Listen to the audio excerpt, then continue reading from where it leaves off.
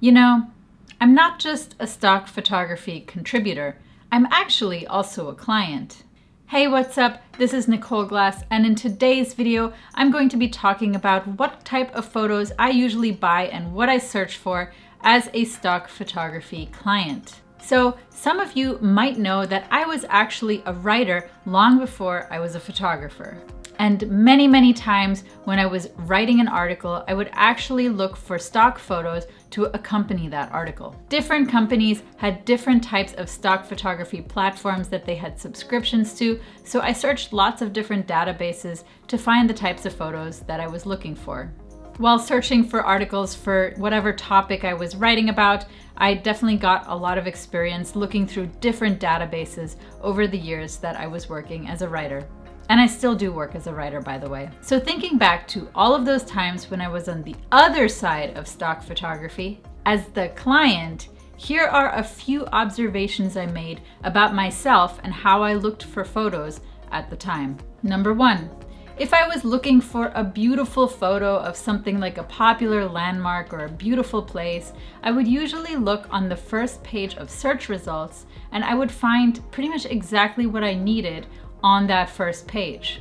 I would then pick the image, add it to my article, and move on. I would never start scrolling through multiple pages to see what else was out there because honestly, the first page had exactly what I needed most of the time, and I was usually in a hurry to get my article posted. Number two, I would always search by most popular or most relevant images first. Because to be honest, when I searched by newest images, the relevance and quality of those images were often a lot lower than what I saw on the first page when I searched by most popular. 3, if I needed something very specific and I couldn't find that on the first page, that's when I started looking through multiple pages to try to find exactly what I needed. But again, I would only do this if the first page didn't have, that relevant picture that I was looking for.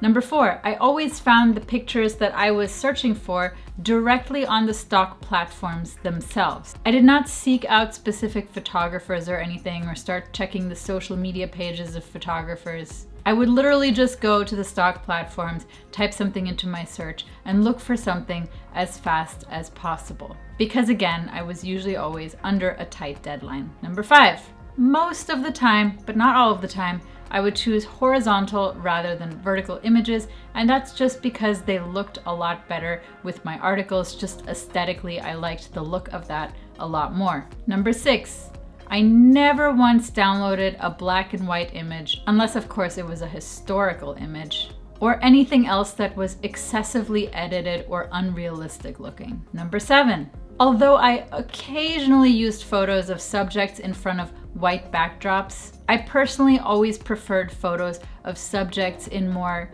realistic looking environments like outside somewhere or in a room or something more natural, something that didn't look staged. Which is also interesting because later on when I started getting into photography, I also preferred taking the types of photos that I gravitated towards as a stock client. I was never the kind of photographer who enjoyed taking photos of people in front of plain backdrops. It just wasn't my style. So of course, these were just my own search habits, and of course everybody has different tastes. But I think by being a writer first and being a stock client, it gave me a little bit of perspective and experience when I switched over to the other side and became a stock photographer. Now, I still do sometimes look for stock images when I'm writing something for somebody and I don't have an accompanying photo myself. So I do work a little bit on both sides still. Now, when it comes to my own business and my YouTube channel, I am actually also a client for stock music, sound effects, and occasionally After Effects templates or graphics. These are things that I'm personally not very good at producing myself, so when I have a need for them, I'll often turn to stock platforms to find them. As an example, all of my music on this YouTube channel comes from epidemicsound.com. And this, from a client's perspective, is literally the most awesome place to get music and sound effects that I have found so far. And if you want to get a 1-month free trial to their entire music library, then check out the affiliate link that I have in the description below. This is not sponsored, but again, I do have an affiliate link which will get you a free trial. Pretty good deal. This is especially awesome if you yourself want to create YouTube videos or any types of videos in general, and you want some awesome music to overlay those videos with. So definitely check out the free trial. You don't have to, continue with them if you don't enjoy it, but, might as well. There's a reason so many YouTubers talk about this.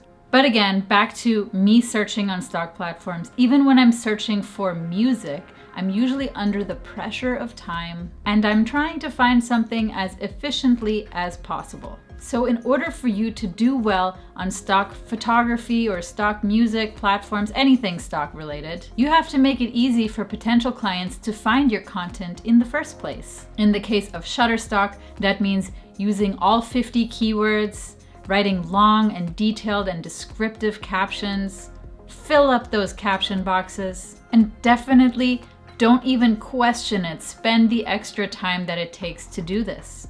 Because if I could go back to my former self and tell her what she did wrong when she was just starting out with stock photography, I would tell her that she's not reaching her full potential when she's not filling everything out, because nobody's finding her stuff. In the end, your photos only have value if they can be discovered in the first place. So if you want to know how you can succeed as a stock photographer, put yourself in your client's shoes. Ask yourself, how and why could this photo be useful to someone? And how much competition is there in this category?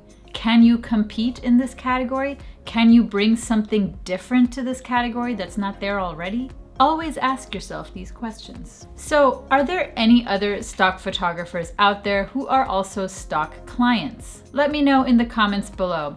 I think if you are both or have experience being both, it definitely gives you a little bit more of a perspective of what the market might be looking for. As always, give this video a thumbs up if you enjoyed it, and subscribe to my YouTube channel if you are new here. That would mean a lot to me. Enjoy the rest of your day, and I will see you in the next video. Till next time.